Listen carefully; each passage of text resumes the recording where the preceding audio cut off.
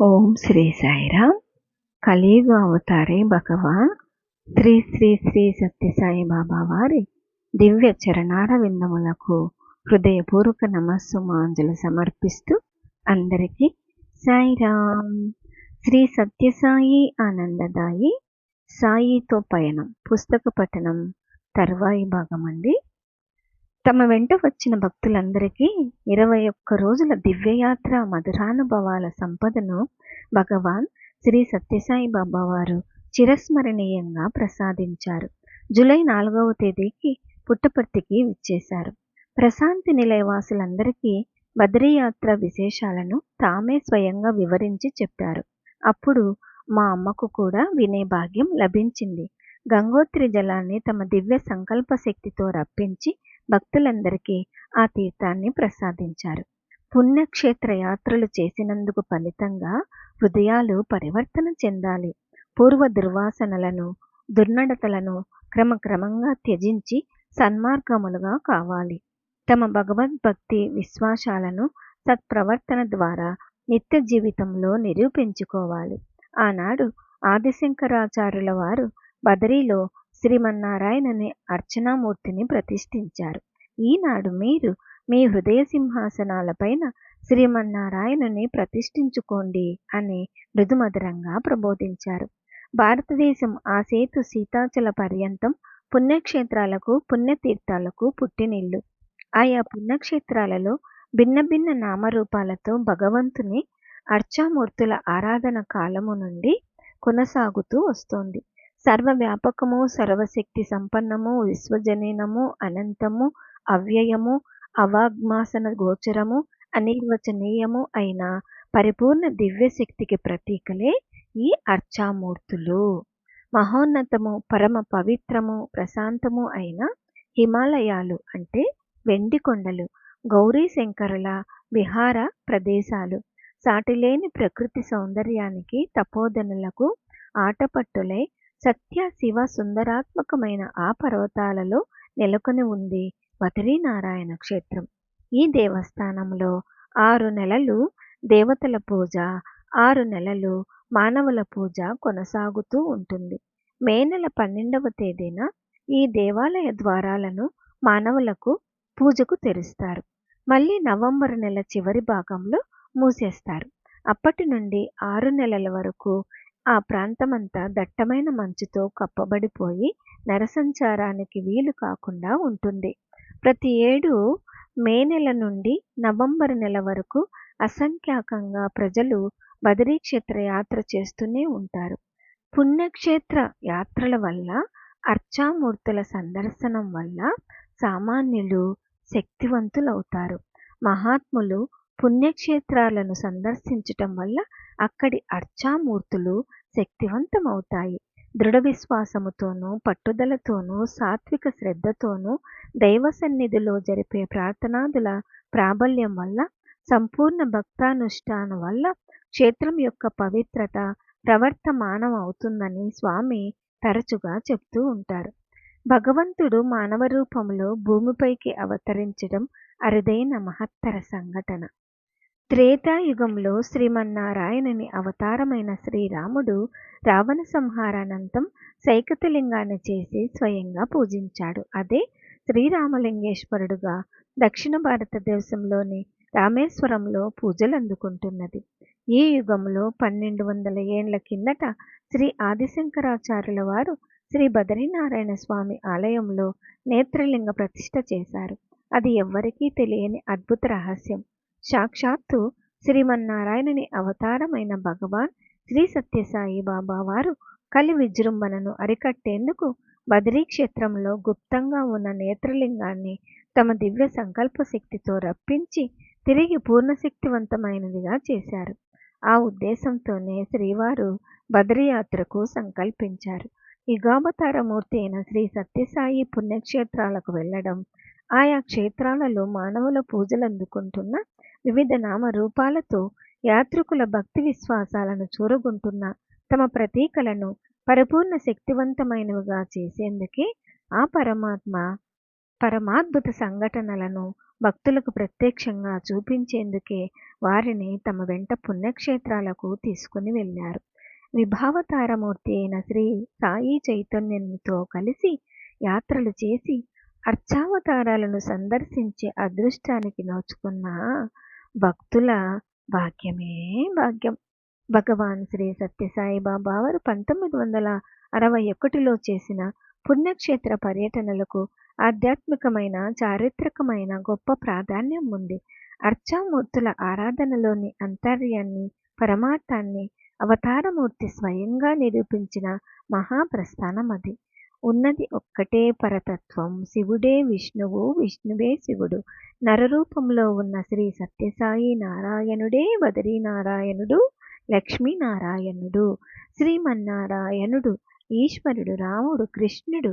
ఆయన దివ్య సన్నిధే బదరి, కాశీ, గయా, ప్రయాగ, అయోధ్య, మధుర, బృందావనం అన్నీ అన్న పరిపూర్ణ అద్వైత దర్శనాన్ని కలిగించే దివ్య జ్ఞాన ప్రస్థానం అది. భారతదేశం మీదికి దండెత్తి వచ్చిన చైనా సేనలు బదరీ క్షేత్రం 30 మైళ్ళ దూరంలో ఉందనగా బాహ్యమైన కారణం ఏదీ లేకుండానా వెనుతిరిగిపోయాయి. భారతదేశాన్ని ఆశ్చర్యానందాలతో ముంచిన అద్భుత సంఘటన అది. ధనం వలన కానీ, కర్మ వలన కానీ, సంతానం వలన కానీ అమృతత్వం సిద్ధించదు. ఒక్క త్యాగము వలన మాత్రమే సిద్ధిస్తుంది అంటారు భగవాన్ శ్రీ సత్యసాయి బాబా వారు. మొదటిసారిగా నేను మా చెల్లెలు రాధ పుట్టపర్తి వెళ్ళినప్పుడు ఒకసారి మేము పాత మందిరం భజన హాలులో నిలబడి ఉన్నాము. స్వామి అక్కడికి వచ్చి, అమ్మాయి, నీ పిల్లల పేర్లేమిటి అని అడిగారు. మురళి, రఘు, శంకర్ అని నేను చెప్పాను. కొన్నిసార్లు ఆ పేర్లనే మళ్ళీ మళ్ళీ పలికారు. ఈ మారు నీవు పుట్టపర్తి వచ్చేటప్పుడు ఒంటరిగా రావద్దు, నీతో నీ పిల్లల్ని కూడా తీసుకొనిరా. నీ పిల్లల ఆటలతో మందిరంలోని నిశ్శబ్దానికి భంగం కలగని అన్నారు. 1940వ దశకం నుండి స్వామి చూసిన భక్తులు తాము పుట్టపర్తిలో ఉన్నప్పుడు శ్రీ బాలసత్యసాయి పిల్లలతో ఆడిన పరిహాసాలను, ఆటలను, పాడిన పాటలను, చిలిపి చేష్టలను, లీలా వినోదాన్ని ప్రేమపూర్వకంగా జ్ఞాపకం చేసుకుని ఆనందిస్తూ ఉంటారు. అవన్నీ గోకులంలోని శ్రీకృష్ణుని బాల్యక్రీడల మాదిరిగానే ఉండేవని చెప్పుకొని సంబరపడుతూ ఉంటారు. కానీ ఉపన్యాసం చెప్పేందుకైనా, భజన సమయంలోనైనా స్వామి వచ్చి కుర్చీలో కూర్చున్నప్పుడు చూస్తే క్షణం క్రిందట తాము చూసిన చిలిపి నవ్వుల చిన్నారి అల్లారి బాలుడు ఇతడా అని అనిపిస్తుంది. ఆశ్చర్యపోయేవారు.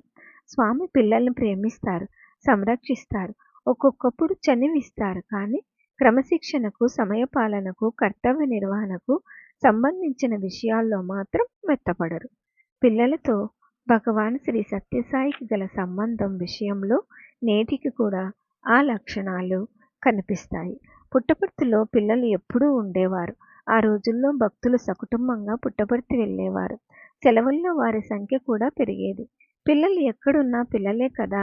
పుట్టపర్తిలో కూడా అంతే. తమ వంతు నవ్వులాటలు, పోట్లాటలు, అల్లరి, గోల వాళ్ళు చేసేవారు. వారిలో ఎవరికీ కూడా స్వామి దివ్యత్వం తెలియదు. కానీ వారంతా ఎల్లప్పుడూ ప్రేమతో స్వామి చుట్టూ తిరుగుతూ ఉండేవారు. చిన్న చిన్న పనులు చేసే అవకాశాలను కూడా వారికి స్వామి కలిగిస్తూ ఉండేవారు. తమకు అప్పగించబడిన పనులను పిల్లలు ఎంతో ఆసక్తిగా చేసేవారు. స్వామి తెల్లని అంగి ధరించేసరికి ఎక్కడికో ప్రయాణం అవుతున్నారని పిల్లలు గ్రహించేసేవారు. స్వామికి వీడ్కోలు చెప్పేందుకు వాళ్ళు సంసిద్ధమయ్యేవారు. అల్లంత దూరంలో కారు కనిపించగానే స్వామిని ఆహ్వానించి తీసుకుని వచ్చేందుకు చిత్రావతి నది ఇసుకలో అడ్డంగా పరిగెత్తిపోయేవారు. ఆ రోజుల్లో కర్ణాటకం పల్లె నుండి ఎడ్లబండి సహాయంతో ఆ ఇసుక దారిలో కారును లాగించవలసి వచ్చేది. కొత్త చెరువు, బుక్కపట్నం, పెనుగొండ మొదలైన దగ్గర ప్రదేశాలకు కూడా అప్పట్లో అదొక్కటే దారి. కొందరు పిల్లలకు స్వామి పాదముద్రలలో అడుగులు వేస్తూ నడవడం సంబరమైతే, మరికొందరికి క్రింద జీరాడి స్వామి అంగీ అంచులను ఆటగా త్రొక్కడం సరదాగా ఉండేది. కొందరికి స్వామి పాదరక్షలను తలపైన పెట్టుకొని మోయడం ఇష్టం. కొందరికి చేత్తో పట్టుకోవడం ఇష్టం. అలాంటప్పుడు వాళ్లతో కలిసిపోయి స్వామి కూడా సంతోషపడిపోయేవారు. ప్రశాంతి నిలయంలో పరిసరాల చిమ్మి శుభ్రం చేయడం, మొక్కలకు నీళ్లు పెట్టేటప్పుడు పెద్దవారికి తోడ్పడడం, గ్రామంలో పాలు పంచడం, ఆశ్రమవాసులకు సనాతన సారథి మాసపత్రికలు పంచడం, గ్రామంలోని చాకలవాని దగ్గర నుండి ఇస్త్రీ చేసిన తమ అంగీని తీసుకుని రావడం మొదలైన పనులు చేసే అవకాశాలను స్వామి పిల్లలకు ఇచ్చేవారు. స్వామి కారంటే పిల్లలకు చాలా ఆకర్షణీయంగా ఉండేది. మందిరం చుట్టూ స్వామి కారు నడిపేవారు. తరచుగా పిల్లల్ని అందులో ఎక్కించుకొని తిప్పుతూ ఉండేవారు. కారు కదలనప్పుడు దానిని తోయమంటే వాళ్ళకి చాలా సరదాగా ఉండేది. పిల్లలందరినీ తమ చుట్టూ చేర్చుకొని స్వామి మిఠాయిలు సృష్టించి ఇచ్చేవారు. కథలు చెప్పేవారు. కానీ శ్రీవారు గట్టి శిక్షకులు కూడా. మైసూరు అబ్బాయిలోని ఎంతో ప్రేమతో పిలిచే నా కొడుకులు ఒకసారి ఉపన్యాసానికి ఆలస్యంగా వచ్చినందుకు స్వామి గద్దించడం కూడా నాకు బాగా జ్ఞాపకం ఉంది. పిల్లలకు ఉపన్యాసం అర్థం అయినా కాకపోయినా తప్పకుండా హాజరు కావలసిందే.